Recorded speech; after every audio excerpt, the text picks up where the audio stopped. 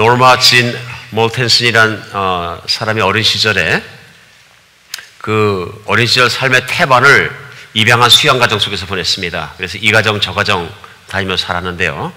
그 중에 한 곳에서는 그 집에 하숙하던 하숙생이 이 8살 난 노르마 진을 강간하게 됩니다. 그리고 그가 강간하고 나서 5센트짜리 동전을 주면서 자 이거 가져. 대신에 이 일을 아무한테도 말하면 안 돼. 그리고 얘기합니다. 이 어린 8살짜리 소녀아이가 마음속으로 너무너무 고민하다가 마음이 힘드니까 그 얘기를 수양 어머니였던 그레디스 베이커한테 얘기합니다. 그러자 다짜고짜 그 수양 어머니가 이 딸을 두드려 패기 시작합니다. 그러면서 너 어디다가 그 하숙생은 하숙비를 꼬박꼬박 잘 내는 하숙생인데 어디다 대고 하숙생에 대해서 얘기를 해가지고 이 하숙생 쫓아내게 만들려고 그래. 그래가지고 결국은 그 말을 했다가 그 결과로 어떻게 되면 자기만 시커 두드려 맞습니다. 그리고 이 어린아이가 그 슬픔과 모든 겁나는 걸 다 가슴속에 묻습니다. 결국 수양 가정이 너무너무 싫어하게 돼서 조금 성장하게 되자 집을 튀어나가서 헐리우드로 갑니다. 그리고 헐리우드에 가서 자신의 이름을 바꿉니다. 그리고 배우로서의 삶을 시작하는데요. 그때 그녀가 가진 새 이름이 뭐냐면 마릴린 몰로입니다. 그래서 그 마릴린 몰로를 만난 트레이너들이 이 마릴린 몰로에게 얼굴이 이쁘고 그러니까 몸매도 이쁘고 하니까 얘기합니다. 우리가 당신을 섹스의 심볼로 만들어주겠다. 그러니까 마릴린 몰로가 그 말이 무슨 말인지 몰라갖고 심볼이 무슨 뜻이야 하고 물어봅니다. 그러자 그때부터 시작해서 그 스태프들로부터 말이 나가서 세계 이름이 알려질 때 마릴린 몰로는 얼굴만 이쁘고 머리가 나쁜 여자다. 이렇게 막 쫙 알려졌다 그럽니다. 그런데 마릴린 몰로가 유명한 배우가 되고 나서 전 세계가 사랑하는 배우가 됐는데요. 그런 배우가 되고 나서 그 영화를 촬영하는 사람들이 하나같이 다 그녀를 미워했습니다. 싫어했어요. 그 이유가 뭐냐 하면은 세트장에서 영화를 촬영하려고 그러면은 몇 시간을 기다려야 되는 거예요. 한 번도 제대로 나와본 적이 없어요. 그러니까 뭐 여러 가지 이유 때문에 다 싫어하게 되고요. 특별히 마릴린 몰로의 그런 태도에 대해서 많은 사람들이 싫어했습니다. 나중에 알고 보니까 그 분장실에서 교만해서 안 나온 게 아니고 사람들 앞에 나가는 게 두려워서 무서워서 토하느라고 못 나왔다. 대인기피증이 있는 거죠. 어릴 때 그런 상처도 있고 여러 가지가 있으니까 사람을 기피했던 거 아닌가 싶습니다. 어느 토요일 밤에 마릴린 몰로는 35살 나이에 스스로 목숨을 끊습니다. 가정부가 시체를 발견했을 때는 전약의 코드를 빼어놓은 상태였습니다. 그래서 신학자 존 파웰은 그의 책에서 끝내 사랑을 찾지 못했던 사랑의 여신 마릴린 몰로를 죽게 한 진짜 이유가 뭔가 하고 물어봅니다. 근데 그 해답을 마릴린 몰로를 알고 있었던 클레어 부스 루스라는 사람의 말 속에서 쳤습니다. 근데 클레어 부스 루스라는 사람이 뭐라 그러냐면요. 마릴린 몰로가 죽었을 때 코드를 뽑아놓은 대롱대롱 매달려 있는 전화기가 그녀의 죽음을, 그녀의 일생을 말해주는 가장 큰 증거입니다 하고 얘기합니다. 전 세계 수많은 사람들이 부러워하고 사랑하고 흠모했던 여배우, 정말 그가 가졌던 외모와 부와 인기와 모든 것이 절정했던 여배우가 그렇게 죽었을 때 그 이유가 어디 있냐면요, 그녀는 단 한 사람도 마음을 열고 전화를 통해서나마 얘기할 수 있는 상대가 없었다는 것입니다. 이 세상의 모든 걸 다 가지고 있었지만은 결국은 이 세상을 관계를 맺고 살아가는 데 있어서는 정말 miserably failed, 완벽하게 실패해버린 한 인생의 표본이 아닌가 이렇게 얘기합니다. 불쌍한 일이죠. 안타까운 일이고요. 사랑하는 여러분, 우리가 인생을 살아가면서 우리 인생의 만족을 위해서 얼마나 노력합니까? 그러기 위해서 돈 열심히 벌고, 그렇죠?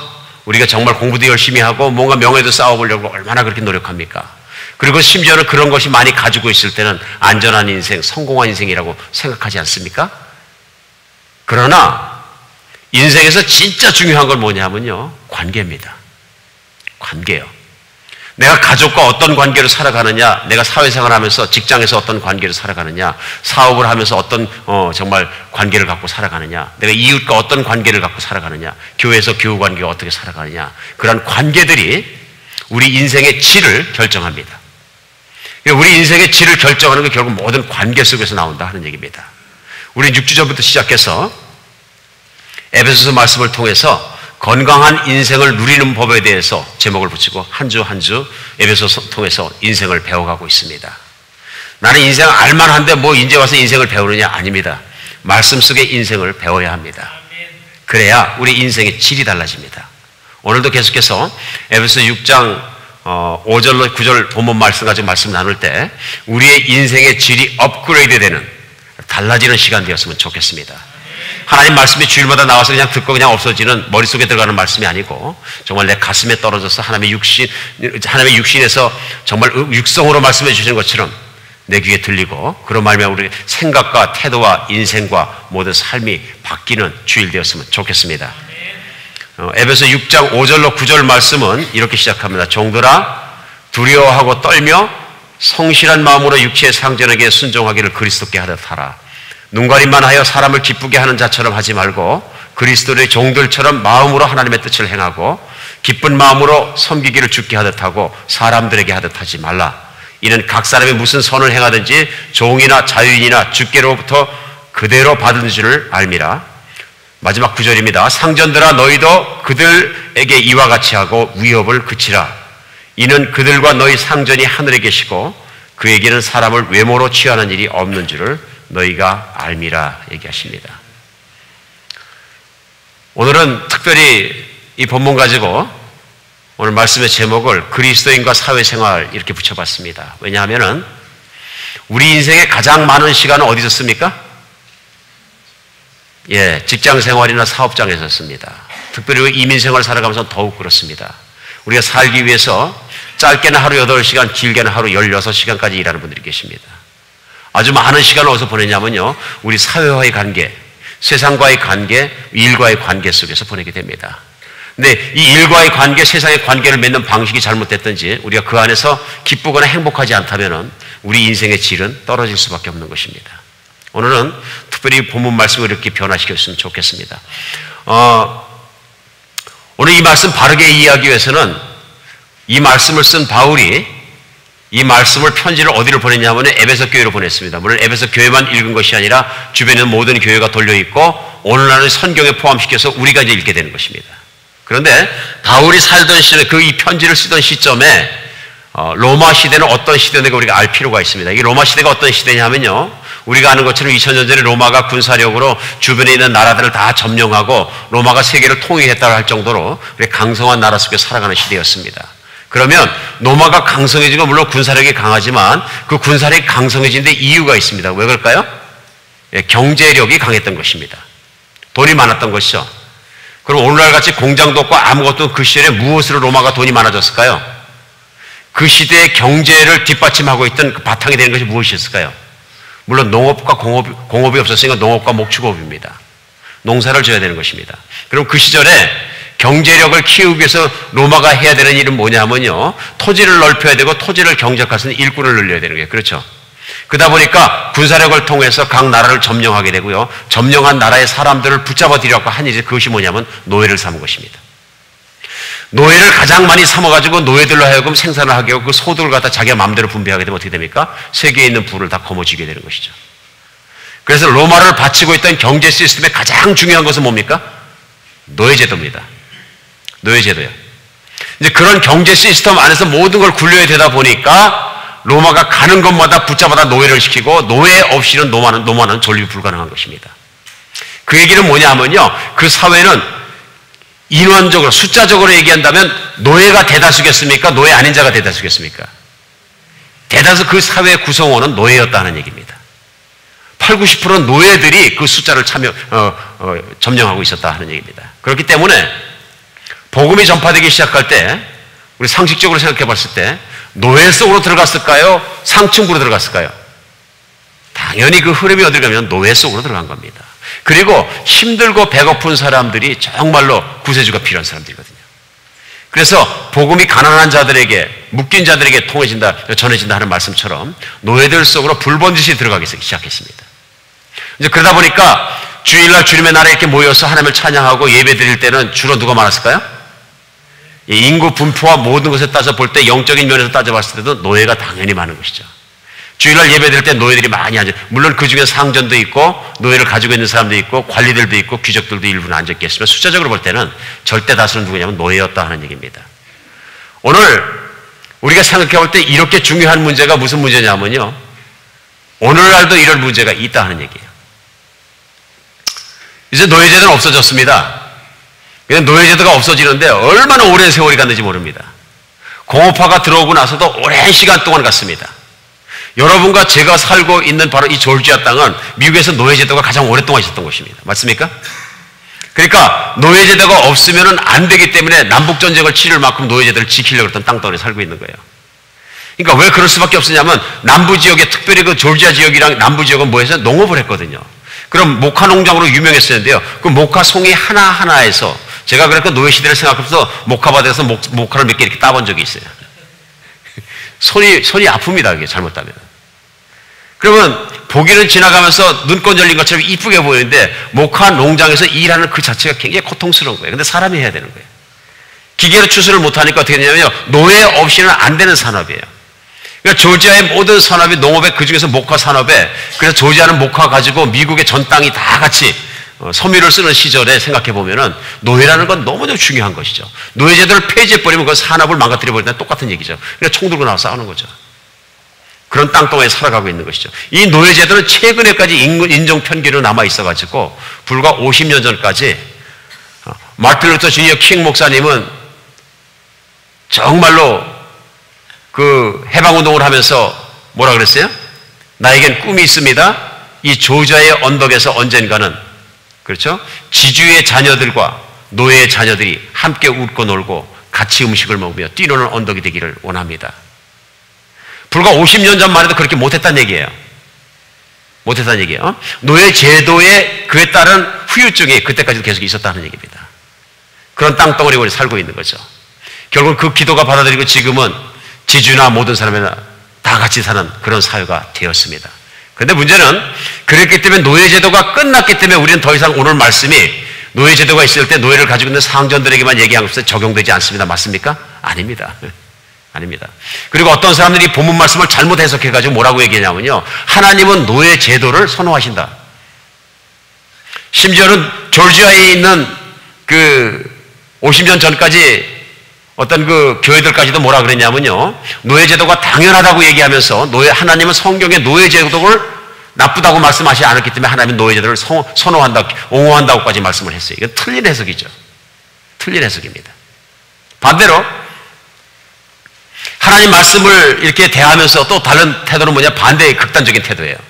이게 뭐냐면은 하나님은 가난한 자의 예수님은 그 구원자이시고 가난한 자를 풀어주시고 노예를 풀어주시고 사회 핍박받는 자들을 위해서 그 낮은 층으로 예수님이 오셨기 때문에 결국 복음을 안다는 것, 복음대로 산다는 것은 뭐냐면은 세상에 있는 가진 자들을 뒤집어 엎고 그리고 나가서 우리가 정말로 이 세상에서 사회 정의를 이루는 것이다. 이렇게 생각하는 사람들이에요.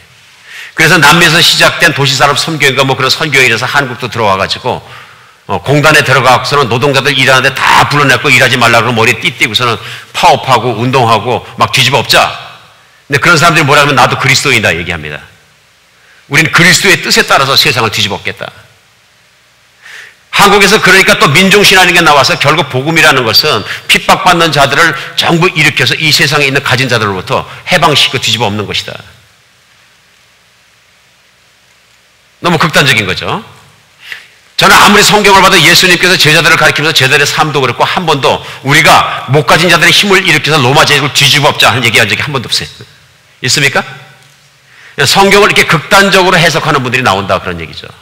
위험한 것입니다.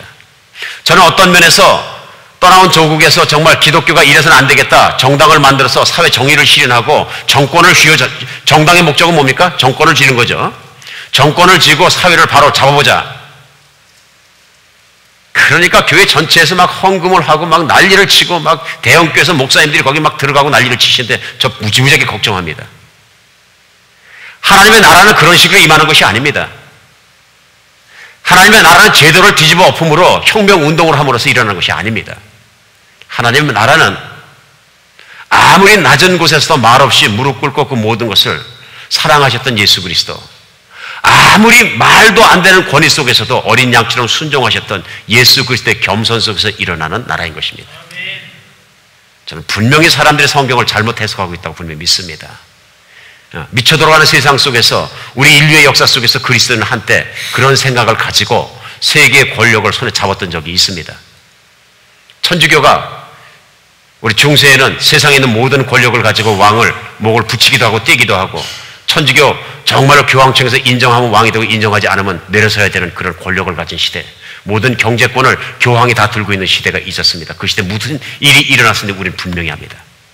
그리스도의 말씀대로 사는 겸손한 삶, 천국의 삶이 일어나는 것이 아니고 오히려 세상 속에서 교회가 세상보다 더 악해진 것으로 변해가는 그런 모습을 우리는 보았습니다.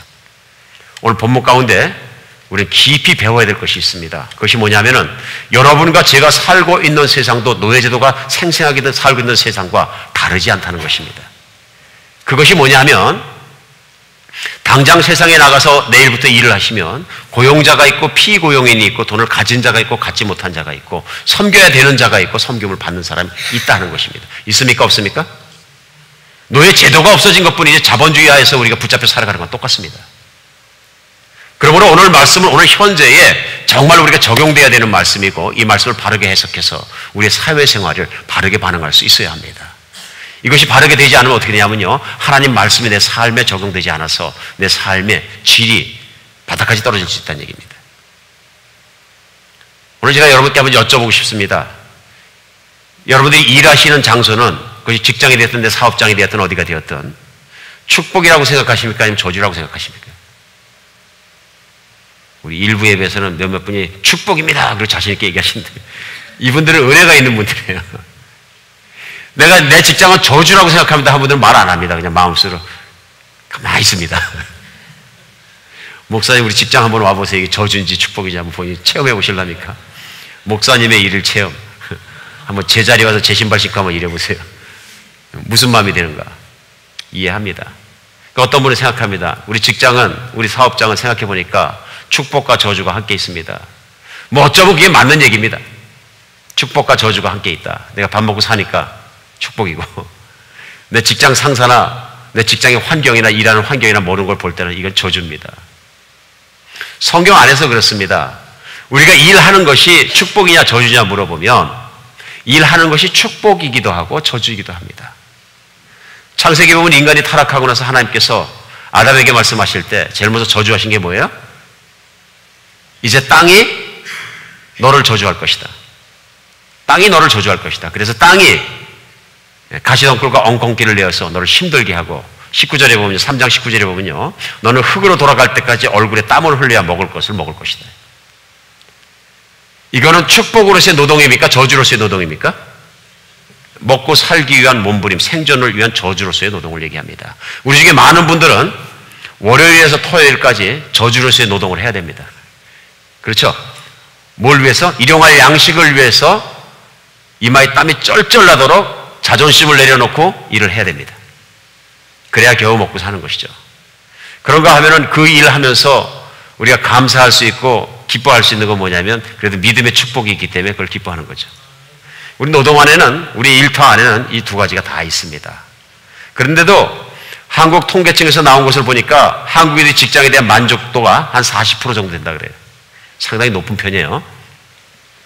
그리고 직장에 기대하는 복이 어떤 것이 있습니까? 직장이 어떤 직장이 되면 제일 기뻐하겠습니까? 하고 물어보니까 통계청에서 나온 질문에는요, 80% 이상 되는 사람들이요, 사람 관계가 복이다. 사람 잘 만나면 가장 복인 것 같다. 그 다음에는 근무 환경이고요. 그 다음엔 자기 시간이 많으면 복이 있는 것 같다. 그 다음에는 경영 능력이 있는 경영자를 만나면 좋은 것 같다. 이게 차례로 나옵니다. 근데 80% 이상은 사람 관계다 얘기합니다. 우리가 매일매일 일하는 것, 우리가 매일매일 살아가는 현장에서 가장 중요한 것, 사람에게 중요한 건 뭐라고요? 관계란 얘기죠. 관계. 아무리 돈을 벌어도 관계가 나쁘면 다 나쁘다는 얘기입니다. 지금 현재 내가 일하는 곳을 내가 싫어하면은 왜 싫어하냐면요, 만약 세 가지 이유 중에 하나가 될 것 같아요. 첫째는 내가 하고 있는 일을 내가 좋아하지 않는 거예요. 그렇죠? 나하고 안 맞는 거라고 생각하는 거예요. 이건 나하고 도저히 안 맞는 일이다. 두 번째는 일은 그런대로 괜찮은데 직장 상사나 함께 일하는 사람들이 마음에 들지 않는 거예요. 구성 요원들이 마음에 들지 않는 거예요. 뭐 어느 쪽에든 이런 것이 있으면은 내 직장 생활이, 내 일하는 사업장이 마음에 안 들 수 있겠죠. 셋째는 뭐냐면요, 내 안에 문제가 있는 거예요. 내 마음속에. 나의 태도, 나의 생각, 사람들과 관계 맺는 관계 방식, 이런 것들이 문제가 있는 거예요. 오늘 성경 말씀은 이 세 번째를 다루는 것입니다. 내 안에 있는 문제예요. 그런데 항상 하나님이 옳습니다. 내 환경에 있는 문제를 바꾸려고 그러면 내가 계속 좌절하고 힘든데요, 내 환경에 있는 문제를 해결할 때 그때는 어디서 시작해요? 내 마음속에서 시작해야 합니다. 우리 그리스도인은 믿음을 가지고 살기 때문에 내 안에서부터 다스리기 시작하면 내 밖으로 나가면서 내 환경이 다스려지기 시작합니다. 그래서 오늘 본문 말씀 속에서는 제일 먼저 직장 생활하는 사람들이 직장 상사를 어떻게 대해야 되는가, 어떻게 하면 내 직장이 좋은 것, 기쁜 것, 복을 받은 곳으로 변화될 수 있는가 하는 것을 가르쳐 주십니다. 그런 것이 되기 위해서는 첫 번째 직장 상사를 어떻게 대해야 된다고 얘기하십니까? 첫 번째는 뭐냐면 상사를 경외하는 마음을 가져야 된다 얘기합니다. 직장 상사를 경외하는 마음을 가져야 된다. 어떤 분들 이 말씀 드리니까 경외? 하나님한테만 쓰는 단어인데 어디 직장 상사를 경외하라고. 목사님 우리 직장에 한번 와보세요. 이 상사가 진짜 경외할 만한 분인가. 우리 직장 상사는 히틀러보다 악랄하고 폭군이고 뭐 누구보다 수전노예요 그러는 거예요. 사람 박박 뜯어가서 돈에만 관심 있는 사람이고, 거짓말하기를, 말 반복하기를 밥 먹듯이 하고 믿을 수도 없는 사람이고, 성격은 괴팍하게 짝이 없어서 그날 흐린 날이지 맑은 날이지 뭐 직장 가봐야 합니다. 기분을 어디다 맞춰야 될지 모르겠고, 이 사람은 인간적으로 빵점입니다. 얘기할 수 있겠죠. 근데 경외하라고요? 하나님께 쓰는 단어를 쓰신단 말입니까?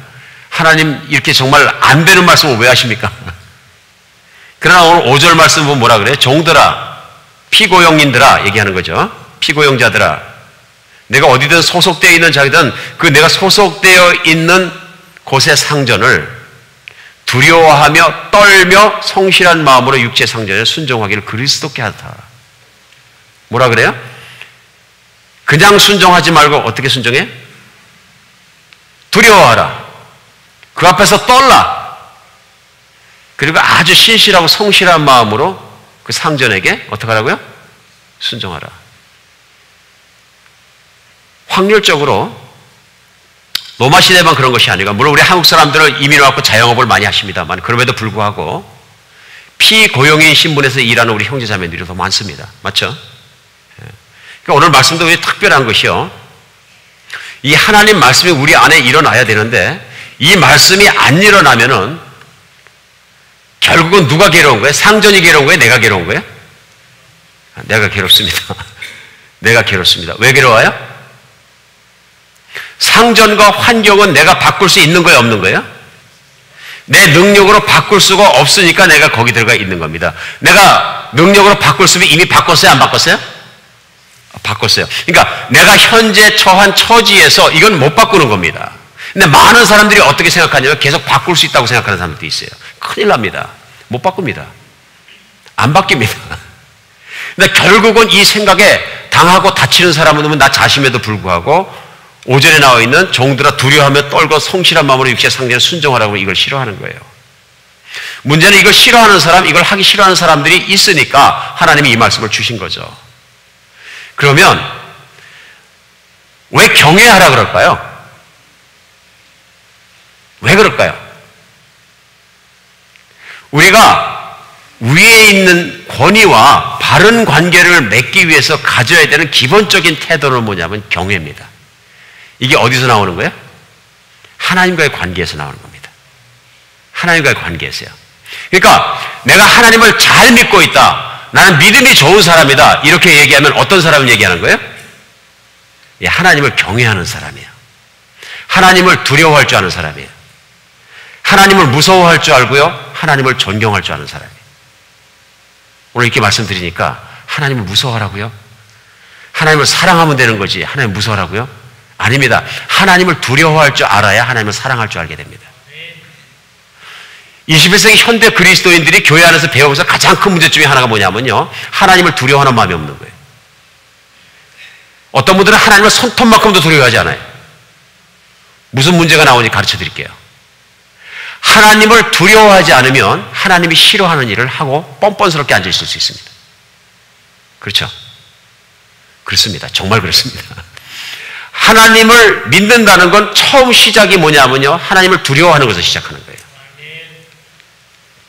내가 지금까지 예수를 안 믿고 살아왔어요. 하나님 안 믿고 살아왔어요. 어느 날 갑자기 하나님 살아계시고 창조자 살아계시고 정말 창조자 살아계시다 하는 믿음이 덜컹 들어오기 시작했어요. 이게 기적이거든요. 기적이에요. 그랬는데 그러고 나서 생각해 보니까 근데 하나님이 살아계신데 나하고 하나님 관계가 어떤 관계가 생각해 보니까 하나님은 거룩하시다는데 나는 하나님 앞에서 보니까 거룩 안 한 거예요. 그럼 나하고 하나님하고 별로 좋은 사이가 아니잖아. 왼수잖아. 그리고 어느 날 복음을 들어서 교회 와서 말씀 듣는데 죄 때문에 그리스도가 십자가에 죽으셨다는 얘기를 듣고 나니까 끔찍한 생각이 드는 거예요. 하나님이란 분은 자기 하나밖에 없는 아들을 십자가에 못 박을 만큼 죄를 싫어하는 분이구나. 진짜 지긋지긋하게 거룩함을 지키고 죄를 싫어하는 분이시구나. 그걸 깨닫게 되는 거예요. 두려워요, 안 두려워요? 무서운 거죠. 덜덜 떨리는 거죠. 정말 두려운 거죠. 그 두려운 마음을 가지고 그 십자가 앞에 나가면서 우리가 인간이 할 수 있는 행동이 뭐예요? 무릎 꿇고 울고 회개하고 하나님 잘못했어요. 하나님 모르고 그렇게 살았으면 다시는 그렇게 살지 않겠습니다. 오늘 예수님의 은혜로 말미암아 저를 좀 용서해 주세요. 이거죠. 예, 용서해 주세요. 하나님 두렵습니다. 이것이 어떻게 되냐면요, 건강한 신앙으로 옮겨가게 하는 거예요. 맞습니까? 내 자아가 믿는 것이 아니라 내 자아가 다 깨져버리고 하나님 나는 죄인입니다 하는 생각이 있고요. 죄감이 풍성해지고 하나님께 무릎 꿇는 자리를 만들어주니까 하나님을 경외해야 되고 두렵기 때문에 하나님 앞에 깊이 들어갈 수 있는 거예요. 그때서야 무엇을 아느냐 하면 하나님의 사랑을 깨닫게 되는 거예요. 나 같은 죄인, 나 같은 더러운 사람을 그 아들을 죽기까지 나를 사랑하시고 나를 받아주시는구나. 이제부터는 하나님, 예수님이 내 안에서 살아주시옵소서. 나는 예수님의 뜻대로 말씀대로만 살아가겠습니다. 나같이 이기적인 인간, 비열한 인간, 비겁한 인간, 정말 변하는 인간, 이 세상 속에 죄 짓는 인간, 하나님이 사랑할 정말 근거가 하나도 없는 인간, 하나님 저를 받아주시겠습니까? 진실한 자세로 나가게 되면 하나님의 사랑이 어떤 건지 그때 진실로 느끼는 거죠. 그러니까 내가 누구인지를 바로 보게 되면, 하나님이 누구신지를 바로 알게 되면 거기서 나오는 우리 태도가 뭐냐면 진실한 신앙의 태도. 그렇죠? Right believing, 바르게 믿으면 right conversion, 바른 회심이 나오는 거죠. 이렇게 돼야 어떻게 되냐면요, 하나님을 바로 믿게 되는 겁니다. 그럼 하나님을 경외하기 때문에 하나님을 사랑하고 존경하면서도 하나님을 늘 두려워하는 겁니다. 이 거룩한 두려움이에요. 이 두려움은 있어야 되는 두려움이에요. 있어야 되는 두려움이에요. 왜 그렇습니까? 하나님을 존경하게 되면 하나님이 기뻐하시는 일을 하려고 그럽니까? 안 합니까?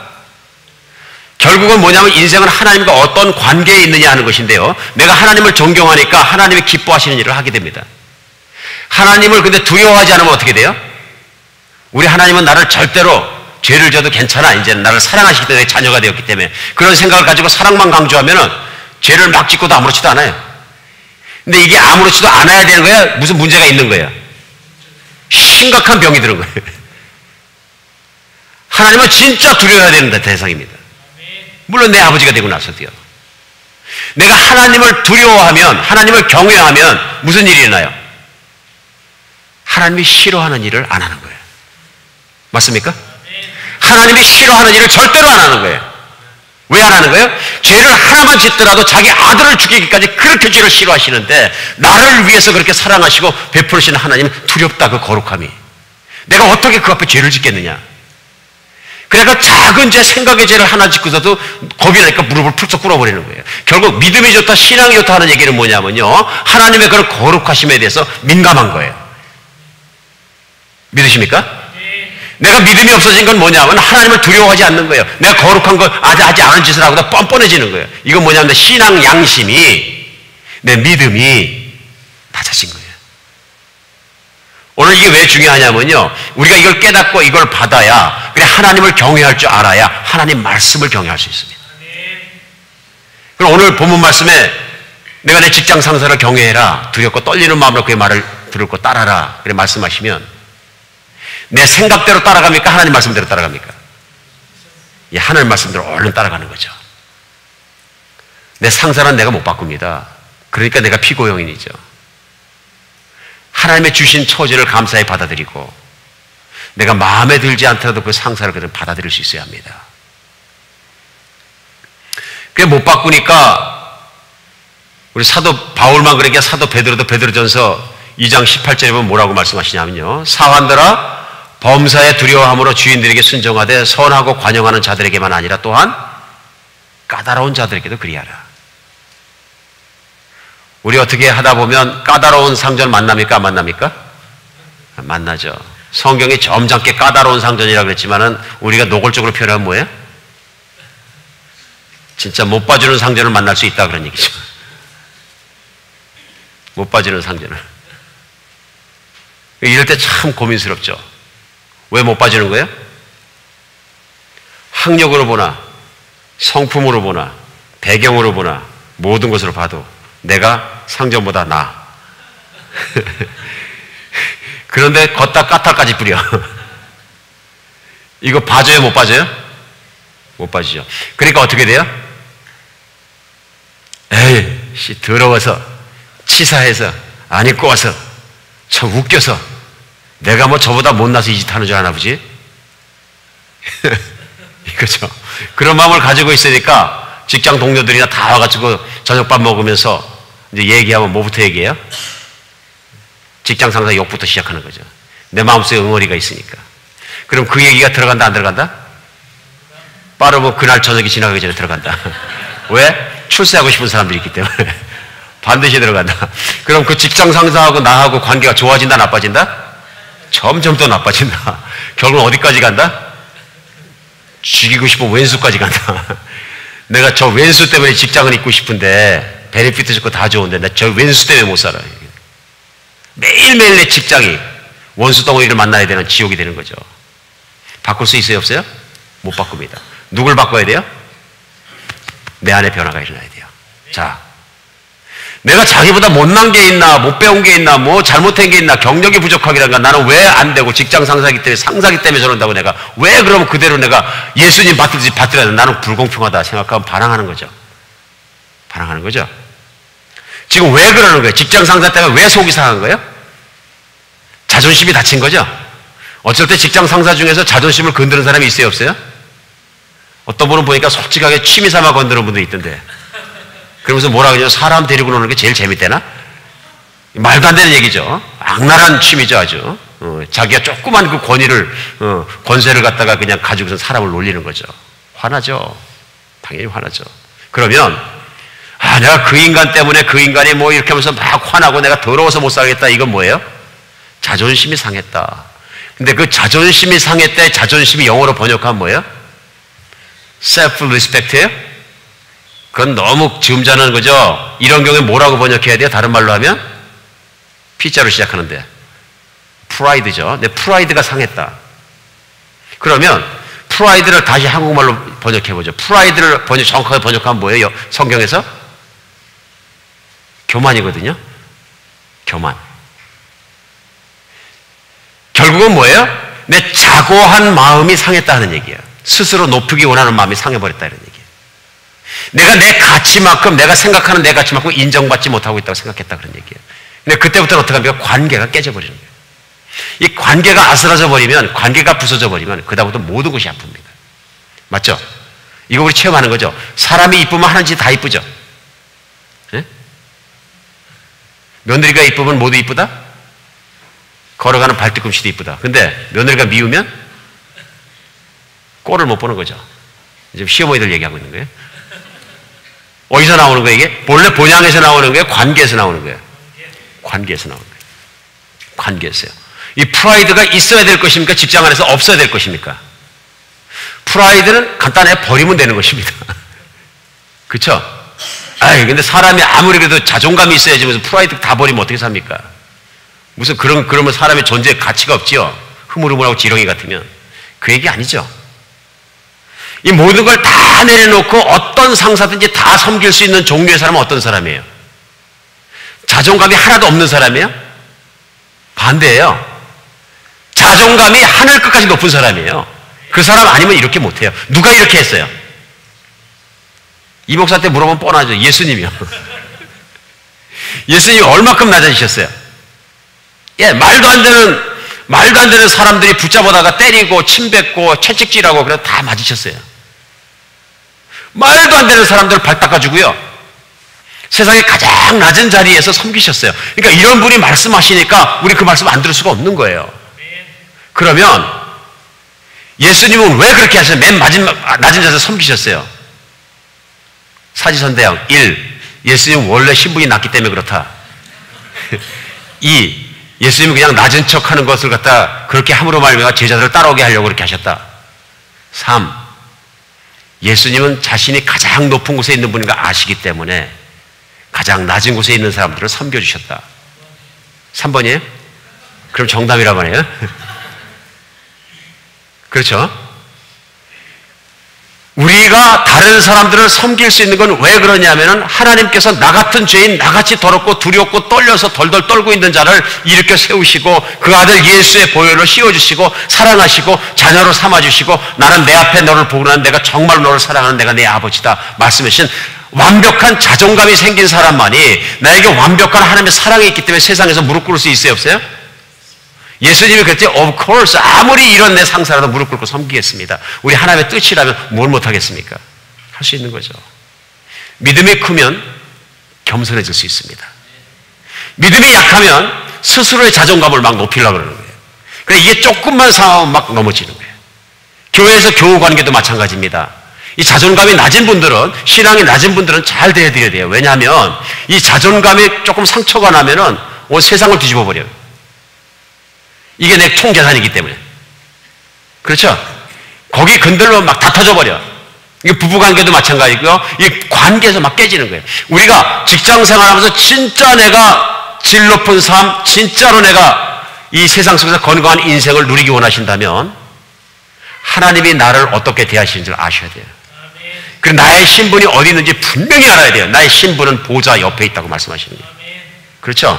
이 자존감이 분명히 들어온 사람만이 어떤 직장 상사 앞에서 무릎 꿇고 발 닦을 수 있어요. 아멘입니까? 관계는 여기서 시작해야 됩니다. 그러면 직장 상사 경외할 수 있습니다. 어떻게? 예수님을 쳐다보듯이 직장 상사를 예수님처럼 쳐다보고 섬겨라 그러시는 거예요. 근데 오늘 보면은 거기서 끝나는 게 아니라 진실하게 섬겨라 그랬어요. 두 번째는 상사를 진실하게 섬기라 그랬어요. 6절에 보면 눈가림만 하여 사람을 기쁘게 하는 자처럼 하지 말고 그리스도의 동료처럼 마음으로 하나님의 뜻을 행하라. 오늘 직장 생활하는데 갑자기 본문 말씀 뭐라 그래요? 하나님의 뜻을 마음으로 행하라. 누구 뜻이요? 직장 상사의 뜻이 아니라 하나님의 뜻을 행하라. 하나님은 내가 직장 가서 그 직장 상사를 갖다가 힘을 다하고 네 진심을 다해서 섬기는 것이 하나님의 뜻이니라. 그래서 섬길 때는 출세하는 마음을 가지고 얄팍한 마음으로 위선적으로 섬기고 목적을 가지고 섬기지 말고 어떻게 섬겨라? 끝까지 섬겨라. 직장 상사가 처음에는 좀 떨떠름하게 나를 생각했다가 막 회사도 열심히 하고 직장 상사를 다 존경하고 살아오는 데 가서도 아유 그렇지 않습니다. 사람들이 욕하더라도 그래도 우리 직장 상사 좋은 면 많이 계십니다. 저는 존경합니다. 이런 식으로 얘기하고 그러면 그 얘기가 들어가면 어떻게 생각하겠어요? 처음에는 이 친구 출세하고 싶은 모양이네. 아부형인가 보다. 생각했다가 1년, 2년, 3년 어떤 경우에도 계속 그 마음을 지키고 있으면 어떻게 생각했어요? 이 사람은 좋은 사람이야. 아, 그리스도인은 이런 것이구나. 예수 믿으면 저렇게 사는구나. 야, 나도 이 사람한테 잘못한 것도 많은 것 같은데. 그럼 직장 상사가 볼 때 그 사람이 이뻐 보일까요?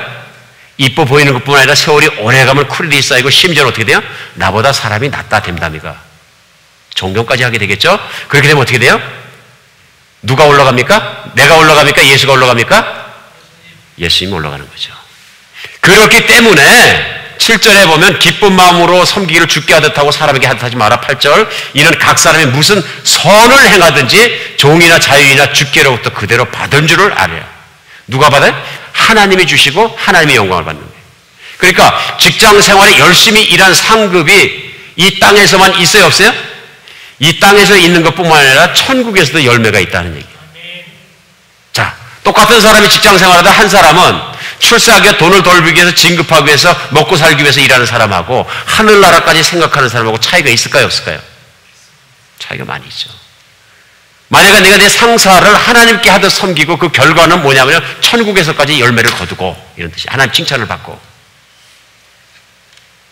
하고 싶은 마음이, 직장 상사를 존경할 마음이 조금 생깁니까? 많이 생기시기 바랍니다. 예수님 섬기실 때 잘 섬기시고, 한 번만 그렇게 하지 말고 진실될 마음으로, 있는 데서만 그렇게 하지 말고 안 보이는 데서 그렇게 하고 끝까지 직장생활 섬기는 여러분과 제가 됐으면 좋겠습니다. 오늘 좀 시간이 됐지만 본문 말씀에 구절이 남아있어서 특별히 숫자적으로는 적더라도 고용자들에게 오늘 말씀 전하겠습니다. 내가 고용자의 입장, 엠플로이어의 입장이에요. 오늘 9절 말씀에 상전들아 너희도 그들에게 이와 같이 하라 이렇게 얘기합니다. 무슨 얘기냐면요, 피고용인들이, 엠플로이들이 그리스도인으로서 상전을 섬기는 것처럼 너도 예수께서 성도들을 사랑하는 것처럼 내 정말 같이 일어난 동역자들을 그렇게 사랑하라 하는 얘기입니다. 존중하라는 얘기입니다. 존중하라. 그래서 일하는 사람들을 존중해야 합니다. 우리가 세상 살아가면서 내가 좀 뭐 하다 보니까 사업을 하게 됐고, 내가 이제 사장이 됐고, 오너가 됐고, CEO가 됐고, 그래서 사람을 부려요. 그럼 내 밑에서 일하는 사람이에요? 내 위에서 일하는 사람이에요? 내 밑에서 일하는 사람 맞아요. 조직규상으로. 그렇죠? 내가 지시할 수 있는 사람이에요. 그러나 이 사람들을 어떻게 대하라고요? 신분상으로 존중하라는 얘기입니다. 존중하라. 이 사람들을 동업자나 동역자로 생각하라 그런 얘기입니다. 이 존중을 하지 않으니까 어떻게 되느냐면요, 사람을 내 이익의 목적과 수단으로 삼아버립니다. 그러니까 쉽게 생각하면 어떻게 되냐면요, 사람을 어떻게 봐요? 내 경영 이윤을 내는 도구로 생각하는 거예요. 그럼 어떻게 돼요? 사람을 쪼는 거예요. 스쿠이즈해서 짜내는 거예요. 그러니까 기업의 최고의 목적이 경영 이윤의 최대의 이윤을 추구하는 거예요. 맞죠? 예나 지금이나 기업은 똑같겠죠. 기업의 존재 목적은 뭐냐면 그 기업의 경영 이윤을 최대로 추구하는 거예요. 그래야지 주주도 행복하고 일하는 사람도 행복해지는 거죠. 돈이죠. 근데 문제는 뭐냐면요, 그걸 추구하기 위해서 어떻게 생각하냐면요, 그 하는 방법은 뭐냐면 일하는 사람을 최소로 주고 임금은 최소로 줄이고 효율은 최대로 올리면 된다. 이러면 경영에 성공할 것이다. 만약에 이런 생각을 가지고 있다면 이건 wrong. 하나님의 방법에서 정반대로 간 거예요. 우리는 자기도 모르는 사이에 내가 작은 사업을 하고 자영업을 하더라도 사람을 한 명을 고용하든 두 명을 고용하든 10명을 고용하든 금방 생각합니다. 적게 돈을 주고 일을 많이 시키고 열심히 하는 사람을 뽑자. 이거 잘된 생각이에요? 착각이에요? 착각과 욕심이에요. 이 사람을 쥐어짜야 돈이 생긴다 이렇게 생각하고 있는 거예요. 이 사업은 제가 개런티합니다. 사업만 망하는 게 아니라 오래 가면 인생도 망합니다. 사람을 섬기시기 바랍니다. 그 사람의 행복을 챙기시기 바랍니다. 그리고 그 사람이 내 기업의 이윤을 올려주고 그 사람이 나를 행복하게 할 것입니다. 이걸 반대로 생각하니까 상전들이 부하들에게 하는 일이 뭐냐면요, 그 최대 이윤을 쥐어짜서 만들려고 하는데 쥐어짜는 수단이 뭐예요? 내가 쥐고 있는 칼을 쓰는 거예요. 그게 뭐예요? 개혁성경에 뭐라 그래요? 공갈을 그치라. 그 공갈이 뭐예요? 잘못하면 잘라. 잘못하면 봉급 줄여. 잘못하면 펄타면으로 밀어낼 거야. 잘못하면 이렇게 할 거야. 잘못하면 한직으로 보낼 거야. 그거죠. 그렇게 하지 말라는 이유가 뭐냐면요, 그들과 너희 상전이 하늘에 계시고 그에게는 사람을 외모로 취하는 일이 없는 줄 너희가 알미라 이거예요. 너무나 쉽게 우리가 빠지는 착각이 뭐냐면요, 내가 몇몇 사람을 고용해서 쓰고 그 위에 앉아있다고 생각하면 어떻게 생각하냐, 그들보다 내가 더 잘났다고 생각해. 내가 더 잘났다. 솔직하게 생각해야 되는 거죠. 내가 잘난 거 있어요? 없거든요.